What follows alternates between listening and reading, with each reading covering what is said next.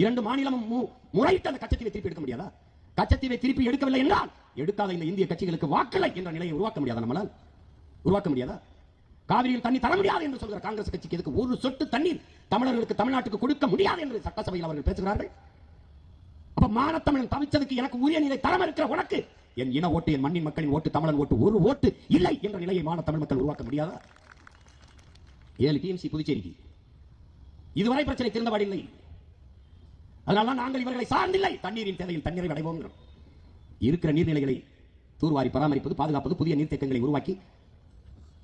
உங்கள் பிள்ளை வந்தவன் என்ன பண்ணுவேன்? என் பாட்டு அரசேந்திரன் கட்டின வீரநாராயணன் ஏரி இருக்குது. 16 கிலோமீட்டர் என்னுடன் பிறந்தார்களே, 16 கிலோமீட்டர். அப்படி என்றால் ஒரு சிறு கடல். இந்த கடல் உள்ளது இருக்கு. தமிழ்நாட்டில் அதிக மழைப்பொழிவு பெறுகிற இடமாக கடல் இருக்கிறது. தாழ் தளம், தாழ் நிலம். ஒவ்வொரு ஆண்டும் வெள்ளத்தில் என் நிலம் மிதக்கிறது கடல். ஆனால் அந்த வீரநாராயண ஏரியை தூர்வாரி பராமரித்து நீரை தேக்க வக்கில்லை, தூர்ந்து போய்விட்டது. ஆக்கிரமிப்பை அகற்றி உங்கள் மகன் வந்த பிறகு தூர்வாரி 16 கிலோமீட்டர் கடல். என் மண் ராமேஸ்வரத்திலிருந்து தலைமன்னாருக்கு மன்னாருக்கு சரியாக கடலின் குறுக்கு பரப்பு 16 கிலோமீட்டர் ஒரு கடல். அந்த நீரை தேக்கினால் புதுச்சேரி என்ன, தஞ்சை காவிரி படுகைக்கும் புதுச்சேரி காரைக்கால் இந்த பாகூர் வேளாண் மண்டலமாக இருக்கிற இந்த பாகூருக்கு எல்லாத்துக்கும் தண்ணீரை நாங்கள் ஊற்ற முடியும்.